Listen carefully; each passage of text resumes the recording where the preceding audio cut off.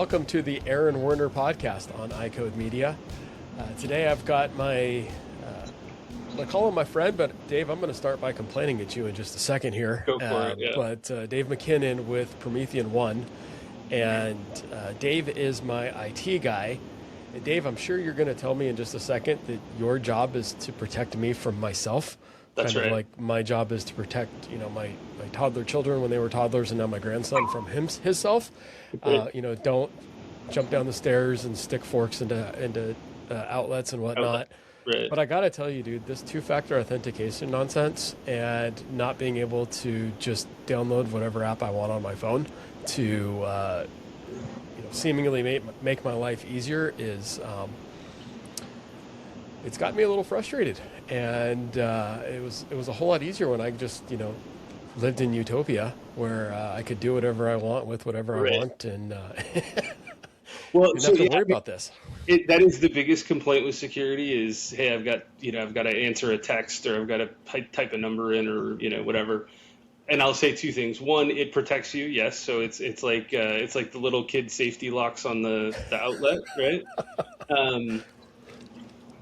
But also it's getting better, right? So passkeys are a thing now, and it ties your mobile device to your account, and it kind of obviates the need for multi-factor authentication, but you don't have to do the whole find a code in text or type it in or whatever.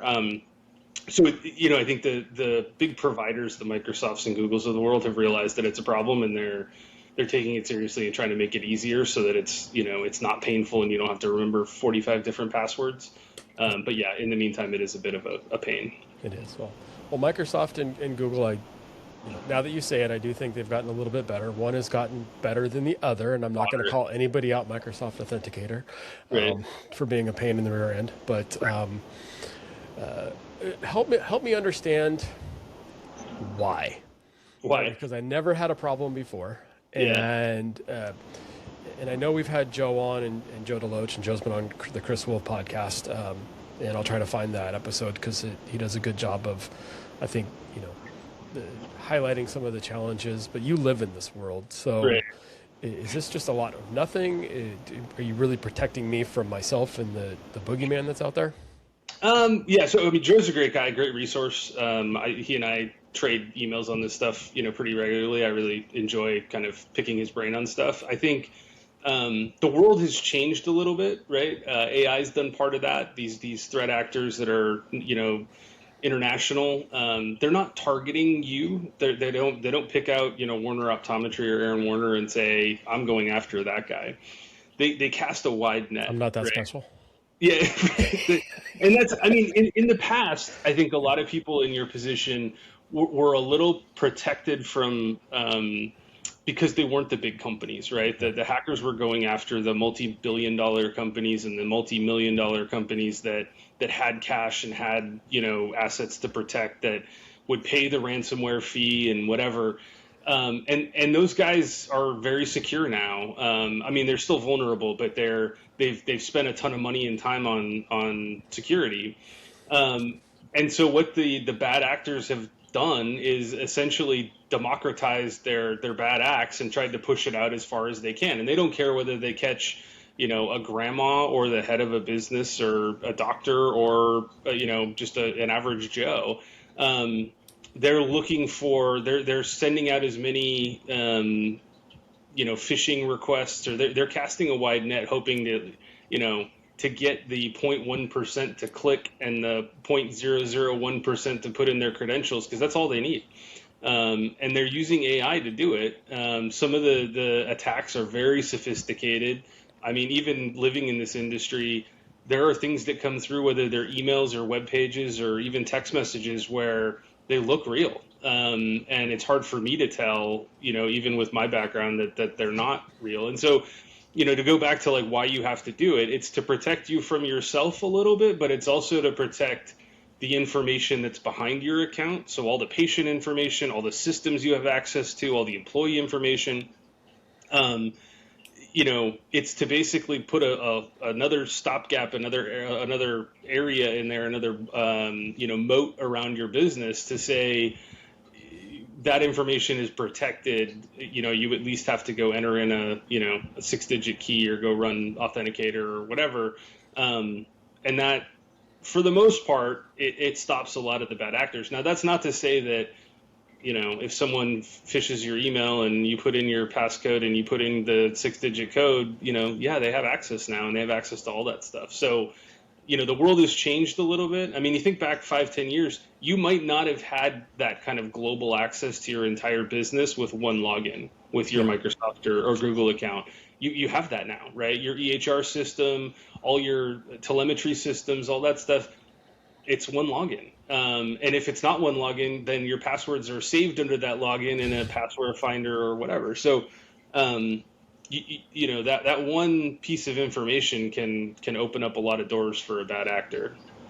That makes sense. I'm thinking as you're talking, and still trying not to dislike you because of the two-factor stuff. But it used to be when I wasn't in the office, and if a patient called after hours, I had no access to any of the records. Right, I could listen to them, but I wouldn't know. Now I've got essentially full capabilities to access the records, their images, and everything from my phone. Right. And I can document chart notes there. I can do a telehealth exam. I can submit prescriptions and whatever the case may be. So, yeah, that I guess it does make sense that all they need is that one universal key that unlocks every door, and they can get in. We've listened to Joe, so password 1 is no longer an appropriate password. Right. Neither is password 2. He's got something about his dog's eating tuna or something, but people use. You can use whatever you want, but the way I try to get, because there's so many different passwords, the way I've tried to get people to think about it is use something, dog's name, whatever, but with some numbers, an address, a phone number, an address of the place you lived, throw in some special characters. And then if you stick with that theme, you can tend to remember, the passwords a little easier, and it makes it less stressful. Some people pick food or whatever, right? Like whatever their genre is. But I think passkeys make that a little simpler because it ties your mobile device directly to the authentication server in the back end. And so someone would have to literally take your phone and have access to that to be able to get in as you. That makes it a little easier to, for both the user and the information that's being secured. So anyway. Slightly different. One more step, but a smaller step than what it used to be. It felt like climbing over a pony wall. Now it's just a little curb that I can step over. Well, and I think the other thing that people maybe don't think about a lot is, you have your information's in that EHR system, but their security is only as good as your login, right? So you've kind of offloaded that responsibility for cyber attacks, to your EHR provider, but you're still a vulnerability. You as the person who has login and access to that information. And so, you've offloaded some of the risk, but it's still inherent, that if you can get into that system and you can export information, you become the point of access, and your login information, makes all that information vulnerable again. So that was a very nice way of calling me the weak link in this chain. You are the weak link. Yes. The people are always the weakest link. I mean, the way I talk to people about it is you're never going to be perfect, right? Training only gets you so far. Fake phishing emails and all that stuff, they only get you so far.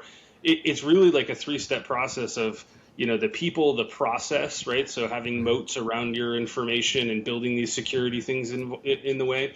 And then at the last piece of it, it's just prevention. You're not going to get, you're never going to be perfect. And when you have that bad actor come in, it's important that if they do something, that they're limited in terms of what they can do, right? And so, kind of planning for the fact that you are going to get hit at some point. How do you mitigate that and keep whatever they're going to do as small and as manageable as possible?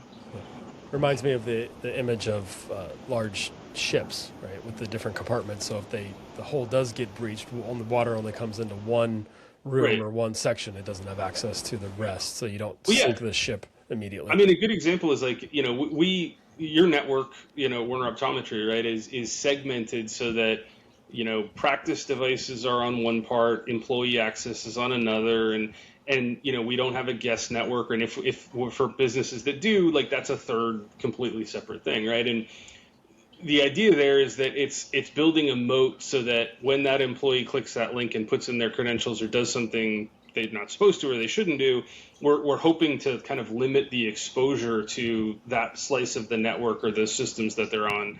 So it's prevention, but it's also planning a little bit in terms of like, okay, we know there's a potential for us to have an issue here, and if we do, we want to kind of limit the scope of what that bad actor can do as much as possible. And that's where we spend a ton of time is taking kind of those enterprise solutions, those things that the big companies pay a lot of money for, and scaling them down for a small business so that they're not as expensive and onerous as what they see in a Fortune 500 company. Got it. You brought up guest networks. Let's chat about that real quick, because you and I had an interesting conversation, and I am thinking, customer centric. I want to have a warm, welcoming place, and Right. we got to have a guest network. And you looked at me and you said, dude, everybody has a cell phone. Like, why do you have to be their point of contact? Which reminded me that we're not a coffee shop. People aren't bringing their laptop in to get a cup of coffee and sit for 3 hours to do work. They shouldn't be sitting for that long. Hopefully not, right? Yeah. And so I appreciated that, and I have taken that to my entire team too, so they don't have access on any of their personal devices to any of my Wi-Fi systems, right? You've got a phone, you can connect to the internet through the phone if you need to. Instagram or whatever you want to do in your break time. Well, so the other piece of it is it's the guest network can, in a lot of cases, and this happens a lot, where it's just one big flat network. And so I'll go into, a doctor's office or a dentist's office or something, and I'll be able to scan the network and see all their devices, right? Every printer, every telemetry device, everything.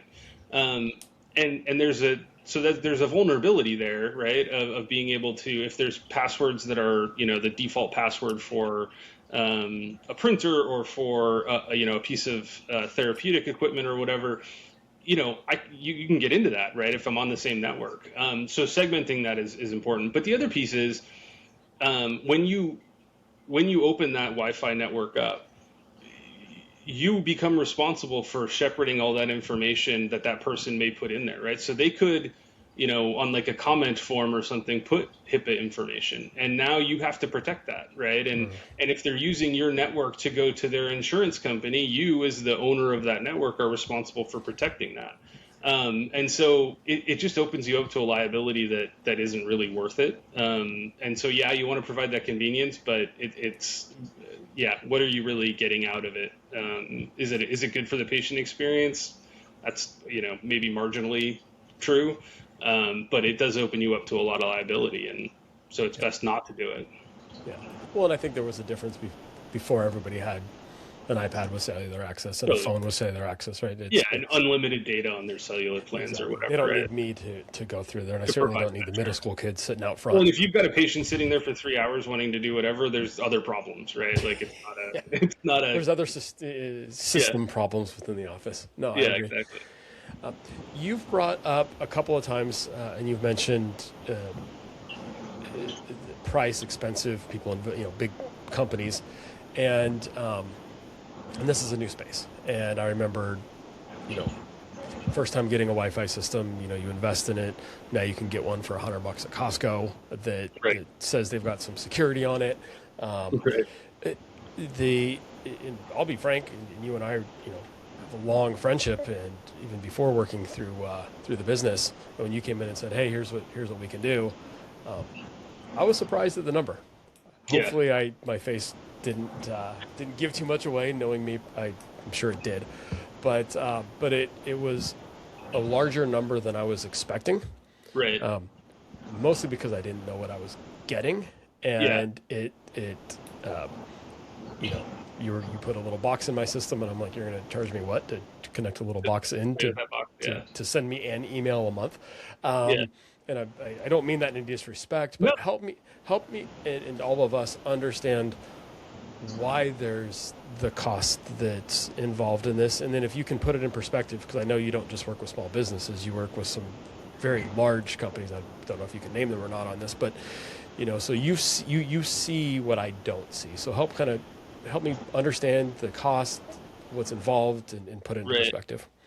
Yeah, so I mean, our business in this space really comes down to three pieces that we offer, right? We offer kind of a yearly investigation or a cybersecurity evaluation where we provide recommendations, kind of a one-stop shop, right? Like we go in, we scan the network, we get some data, and that's something we did for you, early on.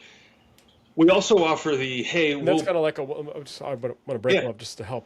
That's kind of like coming in and doing a home inspection, right? You came in, you're like, I'm going to do a snapshot in time, walk through, see where your vulnerabilities are, yeah. give you some recommendations on what you need to fix, how to fix it, and whatnot. Yeah, and we're Yep. happy to help with the fixing, but realistically, it's like here, hand this to your IT team or your cousin or your nephew who does your IT stuff, and have them do it.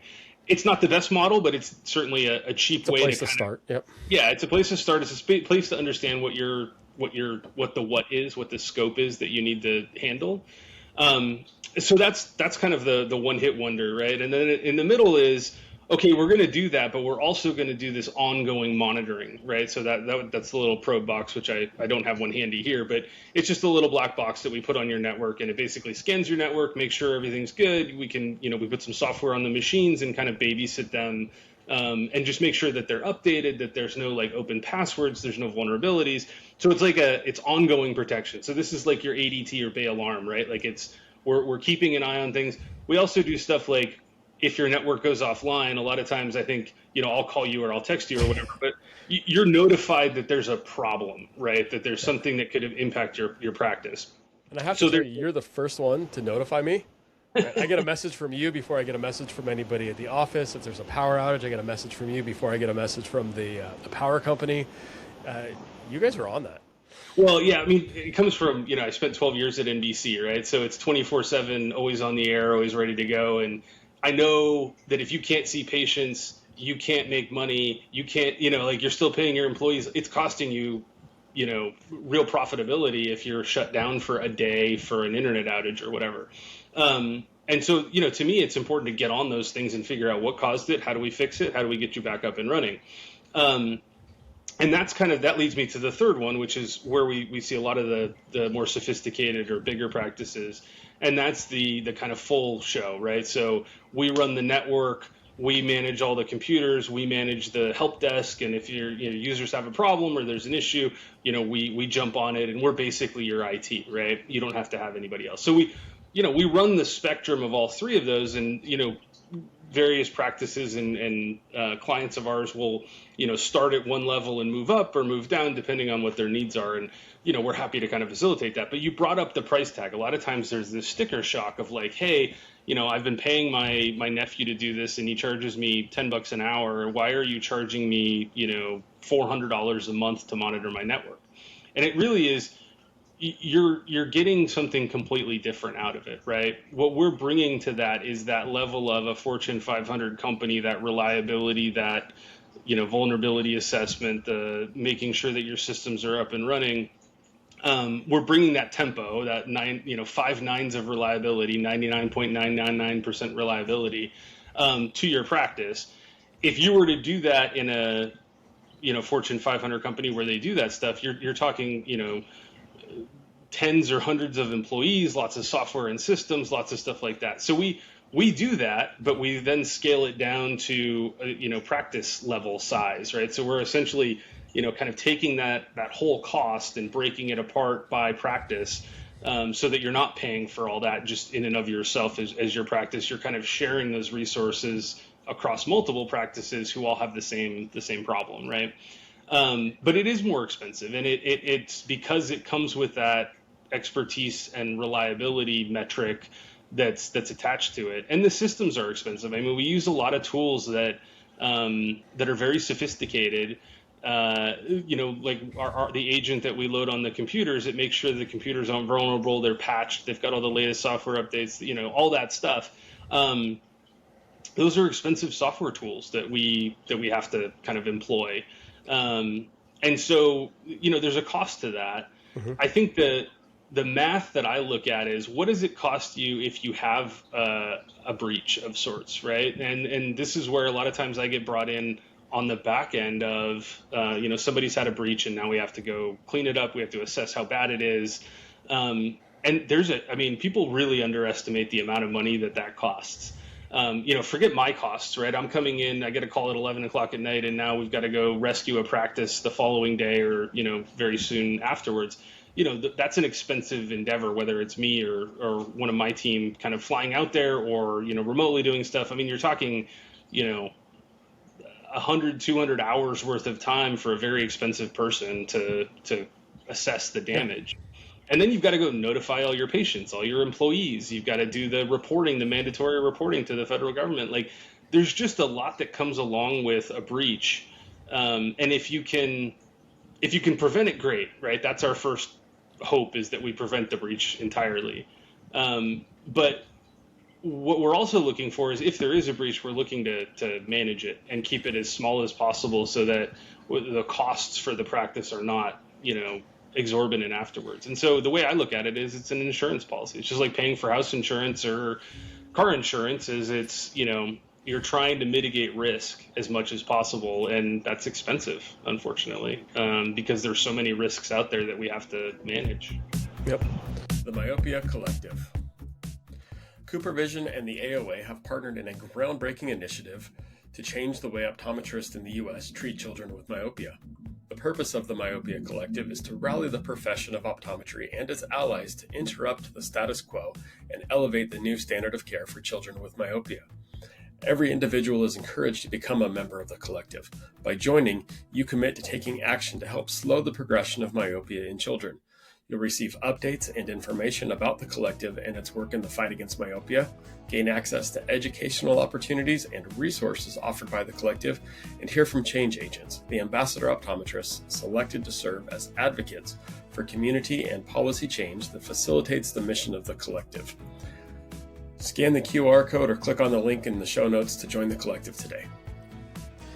In the past, our focus revolved around prescribing MacuHealth or MacuHealth Plus to patients at risk of macular degeneration, while also recommending it to collegiate and professional athletes for enhanced contrast sensitivity in sports performance. However, this year's introduction of the Life Meter has been a game changer. The Life Meter revealed a concerning truth. Many of my patients have alarmingly low skin carotenoid levels, indicating potential deficiencies in essential body tissues like the retina and brain. Supported by over 30 peer-reviewed publications, Life Meter's accuracy, consistency, and effectiveness has been demonstrated across 2,000 subjects with diverse backgrounds. With this newfound insight, I can now have meaningful conversations about carotenoid levels with all of my patients, even those who may seem outwardly healthy. To learn more about this empowering technology, feel free to contact your MacuHealth representative or click on the link in the show notes. Together, let's optimize patient care and elevate their well-being. We all know how important good vision is, but more than 1 billion people worldwide still lack access to the eye care they need. So join me in supporting Optometry Giving Sight's World Sight Day Challenge, which runs from September 1st through October 31st. You can donate, create a fundraiser, or dedicate a day's exams fees. Visit givingsight.org/WSDC or click on the link in the show notes and help give the gift of sight. No, that makes sense. Thanks for breaking it down. You mentioned you related it to like an insurance policy. I was thinking slightly differently. I was thinking of it more like health in my world, taking care of somebody's health, because getting to an end-stage disease, whether it's something that caused blindness, diabetes, to where now that you are dealing with amputations and maybe vision loss, there's a significant both financial and quality of life impact that it has.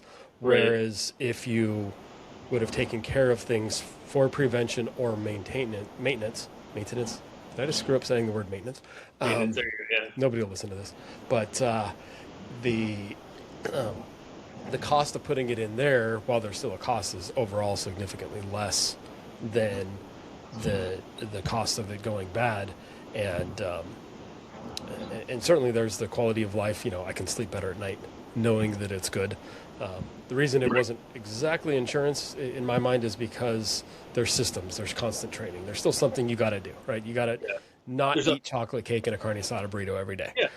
No, it is. It's good. You got to get on the life cycle and, the treadmill or whatever. I think that's a good analogy. I mean, just to give you some numbers, the cost for a basic breach, just an investigation, is $20,000.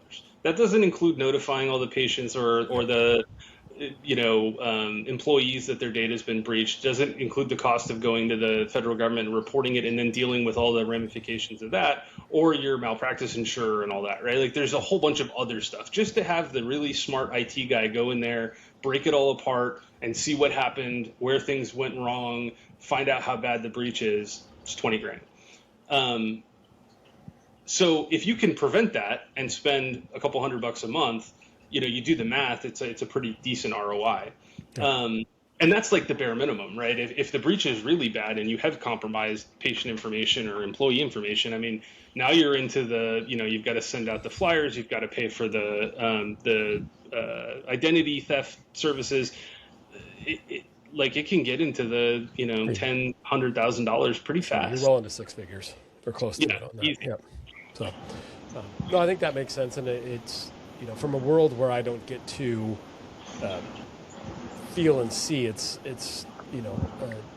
challenging, and I suspect that it's very similar when I'm trying to tell a patient who sees just fine that they've got this disease that they can't feel, they can't see, they don't know anything about. Glaucoma is a prime example, and now you've got to go buy medicine and put drops in your eyes every night that are going to sting and burn and turn your eyes red, and and it's going to prevent you from ever noticing that you actually do have a problem. So, yeah, well, I mean, like a good example, a good analog to that is, on a lot of the networks that we manage, we have put content filtering on to make sure that data isn't leaving the practice and going to China or Russia or whatever. And part of the downside of that is when you go to a legitimate website, sometimes it's blocked, right? So you'll go to, an insurer or one of your providers who's, one of your vendors, and all of a sudden it'll say, this page is blocked, whatever, you can't go to it. And you got to reach out to the help desk and say, hey, unblock this page for me. It's a huge pain in the butt, right? Like it slows the practice down a little bit and it's annoying, but it serves a really important purpose. And that's where,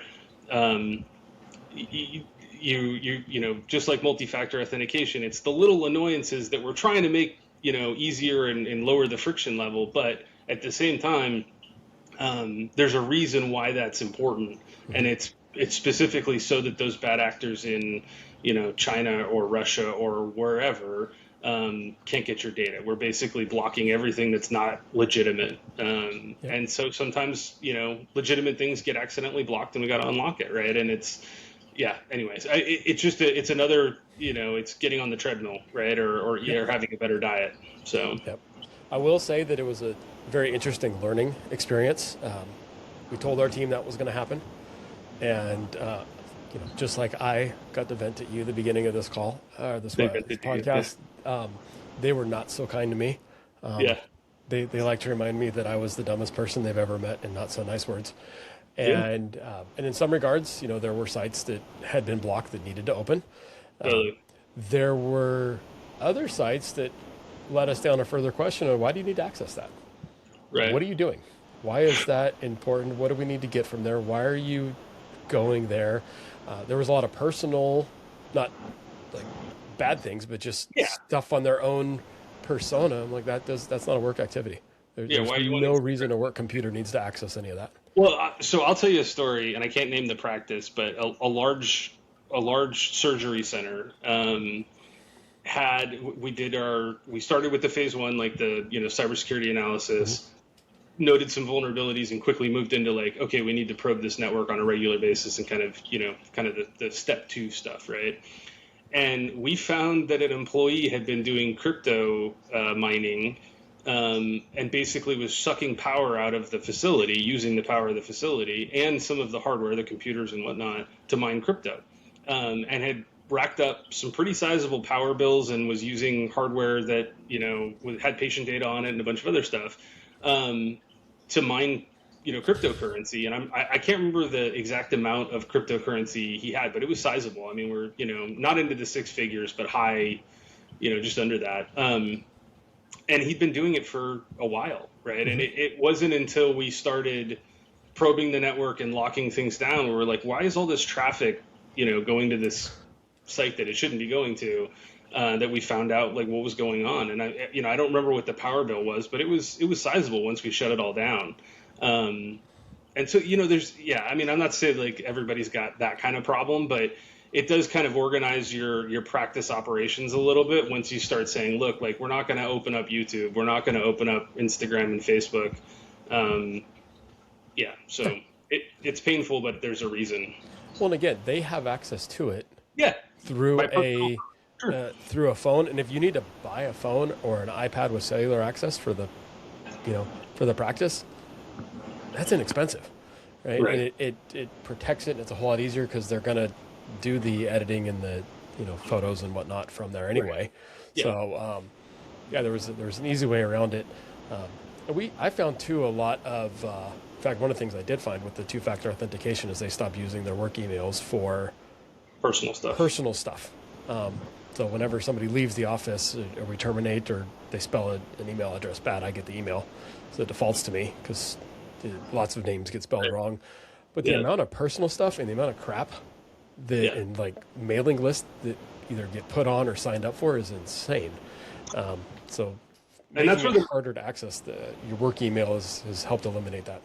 Yeah, I mean, that's where the majority of phishing attacks come from, right? It comes from a Costco looking or a Best Buy looking email. And if you're mixing personal and work, it becomes harder to differentiate between the two.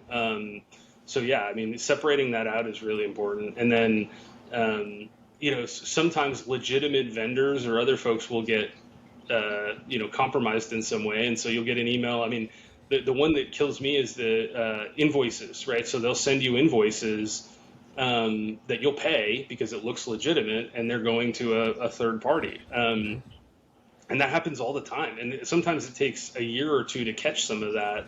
And in the meantime, the practice or the business has spent, tens of thousands of dollars sending, to paying off fraudulent invoices. So, no, always good to have checks and balances in there. So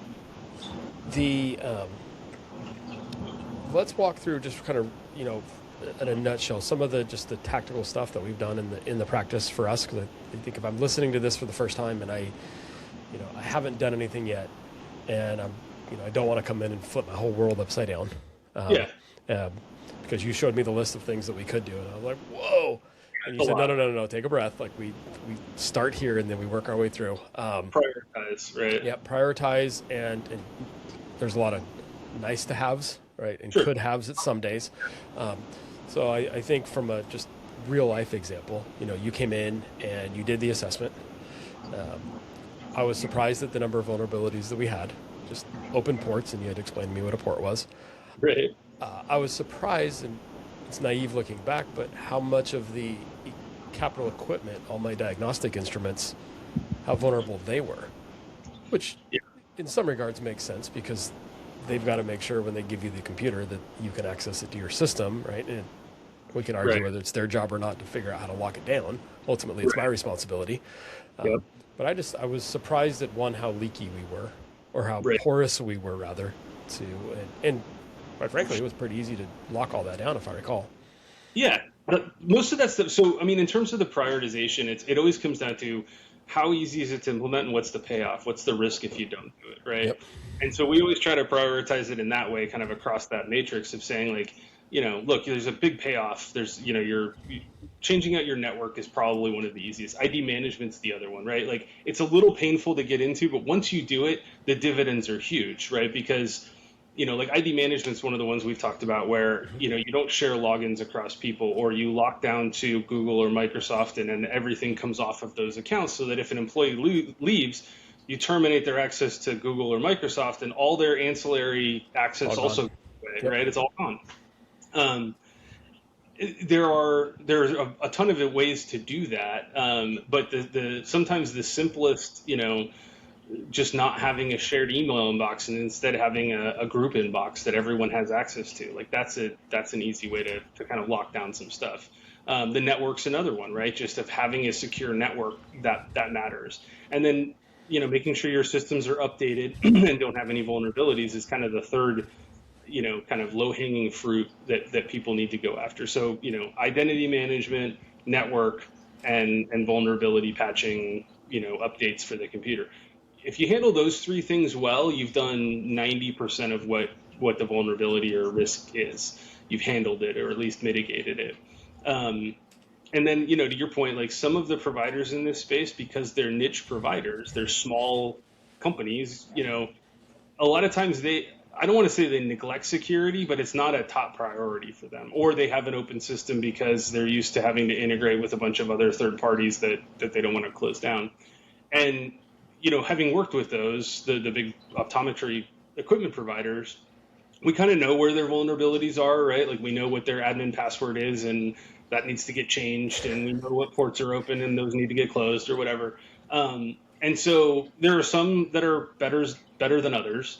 But at the end of the day, if we can't mitigate it with the vendor, then we have to mitigate it with the network or some other control, right? And that's where having a more sophisticated IT provider helps, because it's not, oh, well, we can't fix it. They have to use this password or they have to have that port open. It's, oh, we can put that behind a firewall and kind of wall it off a little bit so that it's, it's not as vulnerable and it still gets all the access that they need.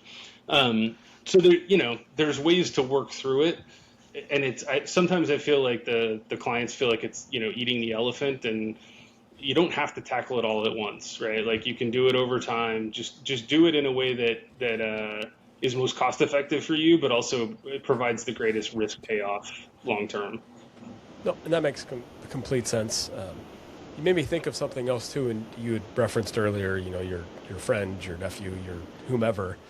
I think this took me a while to understand, but there's a difference between somebody who can do a task for somebody who understands not just how to do the tasks, but how to fix the tasks when they break down.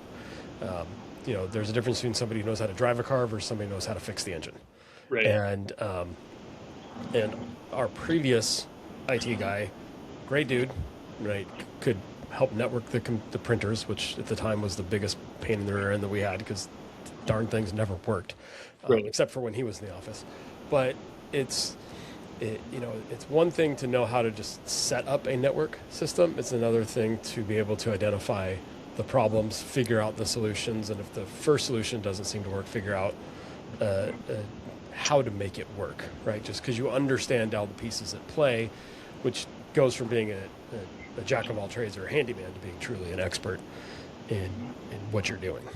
Right. Well, and a lot of the MSPs, right, managed service providers that provide IT services, they want to own everything. They want to have all the passwords. They want to control it all. And if you want to add a printer or if you want to do something, they're going to send somebody on site and charge you $100 an hour for doing that. Our business model is a little different, right? Like that's not as important to us. It's important that it's done right. And so a lot of times we end up working with the nephew or the brother or the uncle or whatever and saying, here's what I need you to do. Here are the 10 things you need to accomplish. You and the practice, whoever owns the practice, you guys go sort out, how to do it and who's going to pay for it. If you need help, we're here to help, right? Like we don't have to do it all for you. We're happy to do it, but it's not like you have to buy the full thing to make it work. And so honestly, like that's one of the best parts of my job is especially some of these, I'd say kids, but they're, 20, 25 years old who are, learning in the business. They're starting out in IT. They're, a friend or family member of somebody who owns a practice. And, I'm happy to sit on the phone with them and walk them through what they need to do and not have to, send somebody out to go handle that and rather kind of walk them through what they need to do. And then, checking on the back end that it was done right and that, the work is solid and that the vulnerabilities patched or whatever.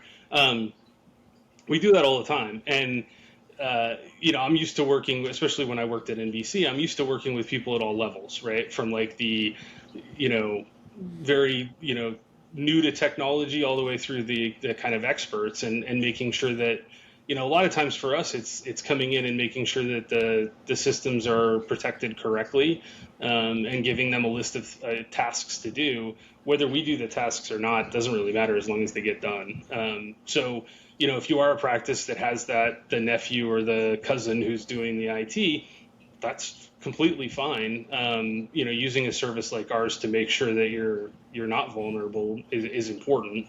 And then we'll work with whoever to kind of fill those gaps. So, you don't have to give up your nephew, I guess is what I'm. No, great point. Great point. And I've passed off any IT responsibilities to Skylar because I quickly learned that he was significantly more advanced than I am. We communicate regularly about you and then about the IT in the shop. Well, you can share me the stories about me later over a beer when we're not recording.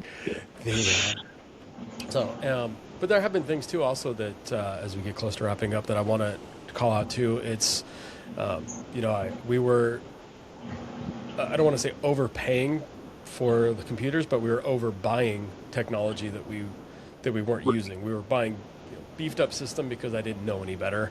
And so you've helped us, streamline getting the right equipment that we need, which in and of itself has saved thousands, and helped us become more streamlined and more efficient on those, because most of our stuff at least is just browser based. So I don't need a ton of memory. I can just get some less expensive technology that's going to last until technology advances, and then I'm not out thousands of dollars because I made large investments in stuff that I wasn't going to use. I don't need to buy the huge lifted 4-wheel drive truck with all the fancy features if I just am driving across the street.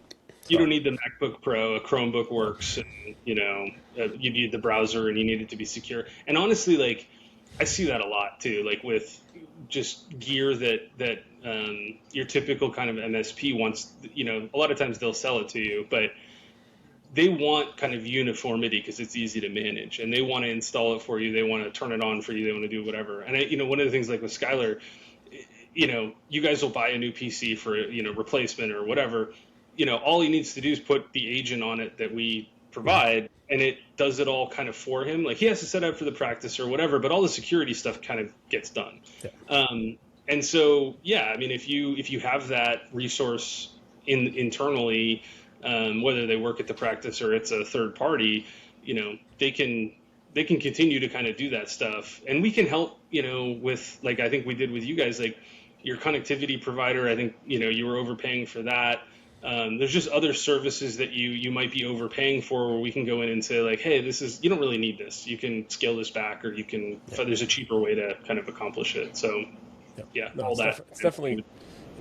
We paid, but there was also a savings on the back end. One with efficiencies, two with securities, but also just not needing to buy things that we didn't need. Yeah, right.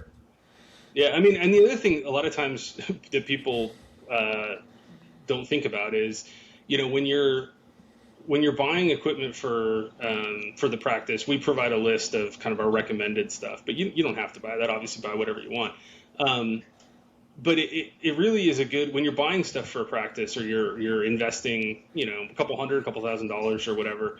It's a good time to take a step back and say, how does this fit into my operation, and is it the right tool for the job? Is there something I'm missing where I don't need this tool and I can use this other tool over here? Or is there something I need to be doing differently? And that's a lot of times where you and I will chat, hey, I want to buy this. Is this the right thing to buy? No, buy this over here. This is a better product, right? Or it's, maybe cheaper or whatever. So I think there is a cost to our services, but there's also a way for us to save practices money. And it doesn't always have to come at the kind of amorphous, risk mitigation, right? Sometimes it's actual hard dollars in terms of connectivity or equipment, where we can help. So, well, I appreciate it. Last question. Remind me where the name Promethean One comes from. So it's actually it's a funny story. I'm not way into Greek mythology or anything, but my dad and I were coming up with a way to name the company, and we wanted something unique. And I was doing some research on, what are some, kind of tier 2 concepts of technology? And basically it's, Prometheus brought fire to the humans and then got punished for it. And so he's kind of the god of technology, right? And I always like the fact that there was this punishment for it, because you bring in these new tools or this new technology, whether it's multi-factor authentication or whatever, and there's always kind of the backlash of oh my God, this is the worst thing ever. So, that's where it comes from, and it's kind of an inside joke that's funny and it's stuck. But yeah, that's the joke. So we came full circle to how we started, and didn't even plan it. Good note to end on, right? So that was nice. Awesome, Dave. Well, I appreciate your time. I appreciate your service, your friendship, and all your help. Your contact information will be in the show notes. So if anybody wants to reach out to you, please do.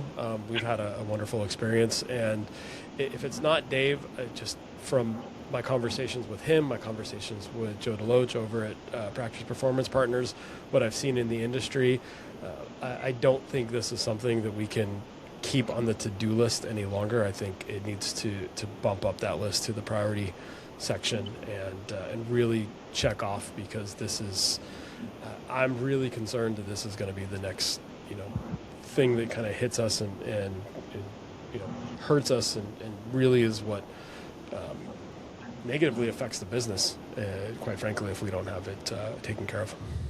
Well, yeah, and I just, for folks that are watching or listening, if you want to set up a phone call and have a quick chat just to see where things are at and, kind of talk through, there's no like cost or obligation to it. I'm happy to chat with whoever about whatever. I love talking about this stuff. So, always happy to help somebody out. And then if it leads to a business opportunity, great. And if it doesn't, no big deal. So, like Aaron said, my contact info will be in there, and feel free to reach out, and happy to talk to anybody.